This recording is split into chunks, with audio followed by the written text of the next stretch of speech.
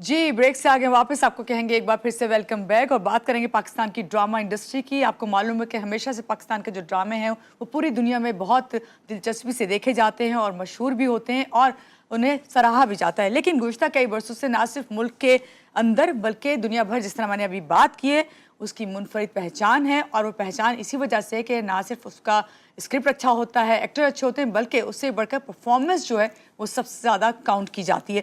6 साल कबल हुकूमत ने मकामी फ़नकारों, उनकी तकनीकी माहिरीन और ड्रामा इंडस्ट्री के तहफ़्फ़ुज़ के लिए गैर मुल्की जो ड्रामे आया करते थे, आपको मालूम होगा उसकी उर्दू डबिंग होती थी, गैर मुल्की फ़नकारों के इश्तिहारात होते थे, उन सब पर इजाफी टैक्स जो है आयद किया था, जिसे मुकामी सनत ने बहुत ज़्यादा खुशाइन करार दिया था। ताहम अब जब हम हालिया बजट की बात करते हैं तो उसमें टैक्सेस को ख़त्म करने की तजवीज़ सामने आई है आफ्टर 6 ईयर्स। तो जनाब, जिसके बाद फनकार हो गए, प्रोड्यूसर्स हो गए और इंडस्ट्री से वाबस्ता जो अफराद हैं उनकी जानिब से बहुत सारे खदशात का इजहार किया जा रहा है। सवाल ये है कि क्या ये इकदाम मुकामी सनत को नुकसान पहुँचाएगा या फिर गैर मुल्की मवाद जो है वो जब आएगा तो उससे सेहतमंद मुकाबले की फ़िज़ा पैदा होगी। इस सवाल का जवाब हमें जो देंगे वो हमारे साथ जो मौजूद हैं वो बहुत ही मशहूर, आपको मालूम है कि वो अदाकार भी हैं, प्रोड्यूसर भी हैं और उससे बढ़कर डायरेक्टर भी हैं, शमून अब्बासी साहब। उनसे हम लेंगे कि वो क्या कहते हैं इस हवाले से। अस्सलाम वालेकुम शमून, कैसे हैं आप? ठीक है, सुबह खैर। सुबह बखैर जी, वालेकुम अस्सलाम। बहुत शुक्रिया आपने हमें ज्वाइन किया। सबसे पहले आपसे हम इस पे ही आपका रद्द-ए-अमल लेंगे कि हुकूमत की जानिब से जो गैर मुल्की ड्रामों और फनकारों पर आयद टैक्स है उसे ख़त्म करने की तजवीज़ दी गई है, तो इसको आप और दीगर फनकार जो हैं आपके साथी, वो किस तरह देखते हैं? तो देखिए, जो मालूमात अब तक मेरे पास है वो ये है कि ये तमाम चैनल्स का फैसला नहीं था। ये अभी तक की जो मालूमात है उसके मुताबिक जो है वो ये छोटे कुछ चैनल्स हैं जिनके पास बेसिकली सॉफ्टवेयर की कमी है जी। और उन्होंने ये फैसला किया कि हम जो है वो फेडरल गवर्नमेंट से ये रिक्वेस्ट करें कि वो इस चीज़ को आयद करे कि जी टैक्स खत्म किया जाए ताकि सॉफ्टवेयर जो है वो बाहर से जी। मंगाया जाए। देखिए, जितने भी 8 टियर चैनल्स हैं जिसमें एआरवाई, हम टीवी या जियो, ये 3 चैनल्स बड़े हैं। इनके तो अभी तक की जो परफॉर्मेंस है वो आप देख सकते हैं कि पूरी दुनिया में ड्रामे देखे जा रहे हैं राइट। और तकरीबन कोई 40 करोड़ रुपए महीना, 40 से 50 करोड़ रुपए महीना रेवेन्यू जनरेट करके दे रहा है यूट्यूब सिर्फ, ठीक है? जी। तो उसके अलावा एडवर्टाइज़मेंट है जो कि टेलीविज़न से आती है, तो मिला-जुला के अगर हम उसको एक मतलब अंदाज़े के तौर पे भी लगा लें तो 50, 55 या 60 करोड़ रुपए महीना जो है वो अ, एक तरीके से मिल रहा है इन चैनल्स को। तो फिर इनको तो ज़रूरत नहीं है कि ये राइट। बाहर से किसी हुँ। चीज़ को इम्पोर्ट करके जो है वो चलाएँ। तो कुछ चैनल्स हैं जो ज़ाहिर है एंटरटेनमेंट की जो दुनिया है उसमें इतना उनका इस वक़्त जो है वो ज़ाहिर है नहीं है, अ जिसको कहते हैं इतना रेवेन्यू जनरेट नहीं हुँ। हो रहा है या उनके पास अपनी कनेक्शंस ना होने की वजह से ये उनका फैसला था। जी। अच्छा शमून साहब, 6 साल पहले जो है ये टैक्स नाफ़िज़ किया गया था, फिर मुकामी इंडस्ट्री ने इसका खैर मकदम भी किया। क्या आप समझते हैं कि इस फैसले से वाक़ई पाकिस्तानी जो ड्रामा इंडस्ट्री है उसको फ़ायदा पहुँचेगा? या फिर अभी आपने जिस तरह कहा कि जो दूसरे इस तरह के चैनल्स जिनके पास उस तरह सॉफ्टवेयर्स नहीं है, उस तरह से ड्रामाज़ नहीं हैं, तो गैर मुल्की ड्रामे दोबारा से बड़ी तादाद में पाकिस्तान चैनल पर नशर होना शुरू हो जाएँगे? तो मकामी प्रोड्यूसर्स और फ़नकारों को इससे आपको क्या लगता है कि इस पे क्या असर आएगा? आपका इस हवाले से क्या मौक़िफ़ है? देखिए, नुकसान जो है ना वो तो ऑलरेडी इस तरह हो रहा है कि चैनल्स ने ये किया कि चंद सालों में हुँ। इन्होंने अपने तमाम प्रोडक्शन हाउसेस जो हैं वो जो बाहर से चीज़ें खरीदी जाती थी वो ख़त्म करके अपने ज़ाती प्रोडक्शन हाउसेस क्रिएट कर लिए। ऐसे यानी ही। एक हर चैनल के अंदर 1 से 2 प्रोडक्शन हाउसेस हैं, जिसकी वजह से एक बहुत बड़ा नुकसान हुआ है और ये होता रहेगा अगर इस पर बात नहीं हुई क्योंकि हुँ। एक परसेंटेज होती है कि आपको बाहर की जो सनत होती है यानी आप चैनल से हट के भी मुख्तलिफ प्रोड्यूसर्स को भी आपने सपोर्ट करना होता है जो फाइनेंसर्स बाहर से फॉरेन एक्सचेंज भी लेकर आते हैं, बाहर से कमाते हैं, पाकिस्तान में खर्च करना चाहते हैं, उन्हें भी आपको सपोर्ट करना होता है हुँ। और ये बाकायदा कानून है। इस कानून को एक तरीके से तोड़ा जाता है, ये करके कि आप अपने प्रोडक्शन हाउसेस बना लें और उसके बाद फिर वो एक ज़ाहिर है आपको पता है एक फेवरेटिज्म का सिलसिला शुरू होता है कि किस प्रोड्यूसर से करवाना है, किस हुँ। डायरेक्टर से करवाना है। और चूंकि ये सब लोग हायर कर लिए जाते हैं यानी डायरेक्टर्स हायर कर लिए जाते हैं, लाइन प्रोड्यूसर्स अपने होते हैं, तो उससे क्या होता है कि वो सैलरी बेस्ड एक फॉर्मेट बन जाता है और बाहर का जो प्रोड्यूसर है वो कमाने से जो है बेचारा रह जाता है पीछे, क्योंकि वो पैसा लगाना तो चाहता है लेकिन उसको कभी एंट्री दी नहीं जाती है, सोच करके जो प्रॉफिट्स होंगे वो जी उसको चले जाएंगे। तो जी। I think it's already a mess. Hmm. तो मेरे व्यू से जो 6 साल पहले जो ये सब कुछ हुआ था, वो इसलिए हुआ था कि उस वक्त हमारे जो ड्रामे थे उनका जो जो शक्ल थी या जो हम कंटेंट ला रहे थे, और जितनी बुरी तरह हमने मतलब एक तरीके से अपने ड्रामे को तबाह कर दिया था, उसकी वजह से जो है वो ऑडियंस उखड़ना शुरू हो गई थी ऑनेस्टली। और ना यूट्यूब का आपको पता है इतना इन्फ्लक्स था उस जमाने में, यूट्यूब था लेकिन इस तरह ड्रामों को फॉलो नहीं किया जा रहा होता था बहुत शिद्दत से। जी। अब वो शिद्दत हुई, ड्रामे बहुत बेहतर हो गए हैं, स्टोरीज बेहतर होना शुरू हो गई हैं। अभी भी शिकायत है ऑडियंस को, अभी भी हम्म। ऑडियंस कहती है कि भाई आप लोगों की कहानियां अभी भी इंटरनेशनल लेवल की नहीं होती। ये एक अलग क्वेश्चन है, हम्म। लेकिन इस जो हमारा स्टेटस है वो 6 साल पहले से बहुत डिफरेंट है। हम्म। पहले भी मुझसे रुजू किया गया था, इंडस्ट्री के बड़े बड़े नामों ने कहा था कि जाके आप इस बात पे एहतजाज रिकॉर्ड कराएं, और मैंने मना कर दिया था। मैंने कहा था जी बात ये कि जब तक आपकी अपनी क्वालिटी ठीक नहीं होगी, राइट। आप बाहर से आने वाले कंटेंट को रोक नहीं सकते। बिल्कुल आप आप सही बात कर कंटेंट रहे हैं। जी, जहाँ आप क्वालिटी की बात करें, मेयार की बात करें, वहाँ हम कंटेंट की बात भी यकीनन करते हैं और ये हमेशा से देखने में आया है कि मेयार की बात की जा रही होती है। लेकिन क्या ऐसा नहीं है कि अगर गैर मुल्की कंटेंट आएगा तो पाकिस्तानी ड्रामा इंडस्ट्री मज़ीद मजबूत होगी, क्योंकि कंपटीशन का फिर वो हो जाता है ना सिचुएशन?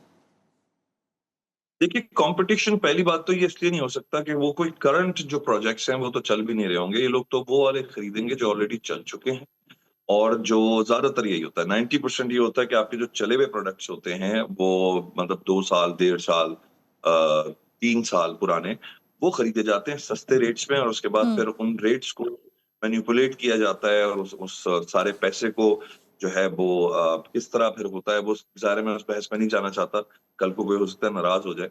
हुँ। लेकिन वो जो रेट है उसको खरीदने का और उसको फिर लगाने का, वो एक अलग रेट होता है, जिसकी वजह से पाकिस्तान में आप कंपटीशन इसलिए नहीं कर सकते कि एक हुँ। चीज ऑलरेडी चल चुकी है 3 साल पहले।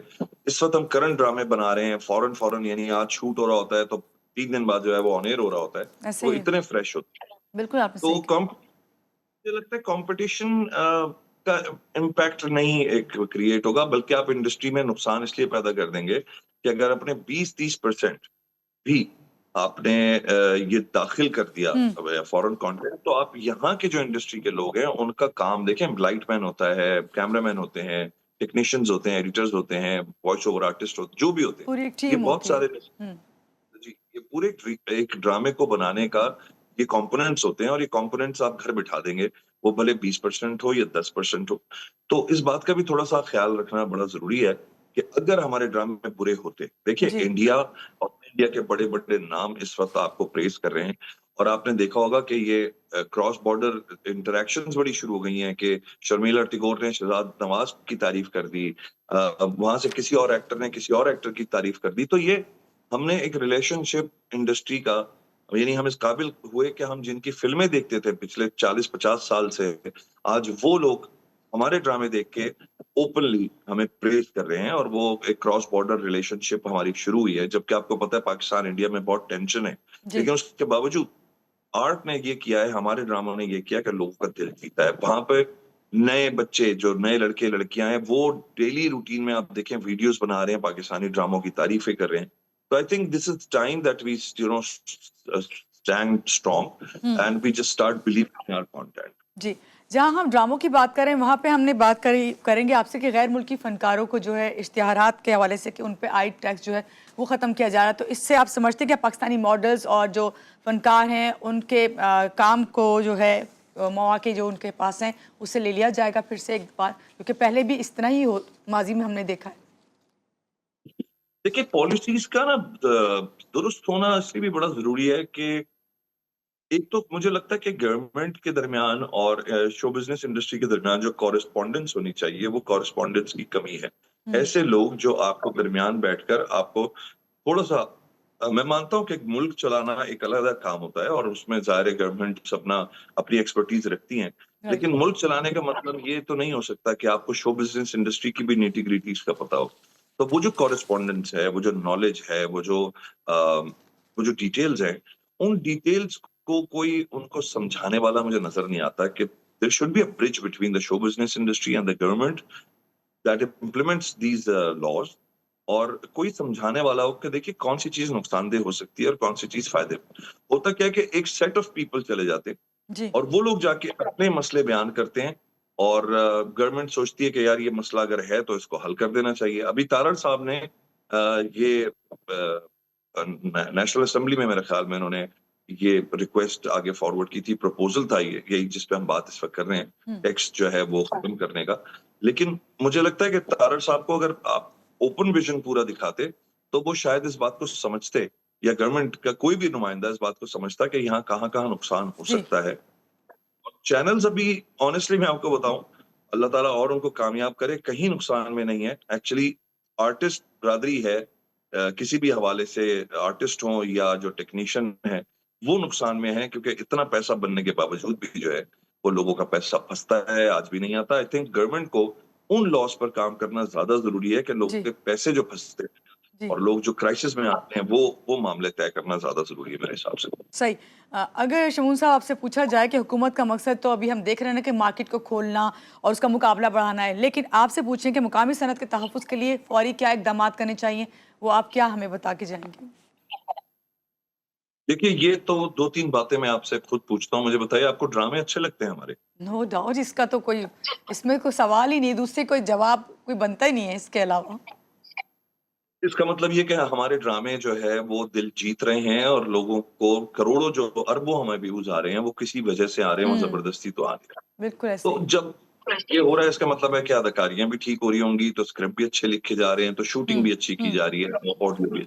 इसका मतलब ये है कि हमने एज़ शो बिज़नेस इंडस्ट्री के जितने भी लोग हैं, उन्होंने इस चीज़ को तो मास्टर कर लिया है कि ड्रामा बनना कैसे। तो ये बात तो आप लोग मानते होंगे कि टेक्निकली वी आर स्ट्रांग, जी, बट जब बात आती है इन लोगों की पेमेंट्स की, जब बात आती है इन लोगों की इन लोगों को सपोर्ट करने की, तो पैसा इतना ब्लॉक कर दिया जाता है, इतना ब्लॉक कर दिया जाता है कि आप मतलब हैरान हो जाएंगे। किसी के घर में मौत हो जाएगी, लोग पैसे देने को तैयार नहीं होते। ये किसी के घर में शादी हो, किसी की एजुकेशन हो, किसी का घर जो है वो मतलब लुट रहा हो और वो बिल्कुल। रिक्वेस्ट करे कि मेरे ही पैसे मुझे चाहिए, तो ये लोग इस तरह ट्रीट करते हैं जैसे आप भिखारी हो। माजरत के साथ मैं खुल के बात करता हूँ, मैं खुद इस प्रोसेस से गुजरा हूँ और मैं बड़े बड़े सीनियर एक्टर, हमारी जो नई पोत आ रही है, नई जो जनरेशन है ये, हुँ, उनको मैं देख रहा हूँ, वो किस तरह स्ट्रगल कर रहे हैं अपने पैसों के लिए। तो मुझे समझ नहीं आता कि इस चीज़ को अगर एक कानून नहीं बनाया गया और ये बस ऐसा लगे कि जैसे किसी के बस घरेलू मामलात चल रहे हैं, जी मैंने उधार नहीं देना था, नहीं देना।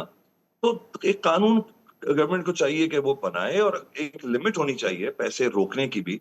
ठीक है, आपने 90 डेज़, 45 डेज़ जो भी आप क्लेम करते हैं, जी, उसके बाद एक पीरियड शुरू होता है जब आप बेसिकली डिफ़ॉल्टर बनना शुरू हो जाते हैं।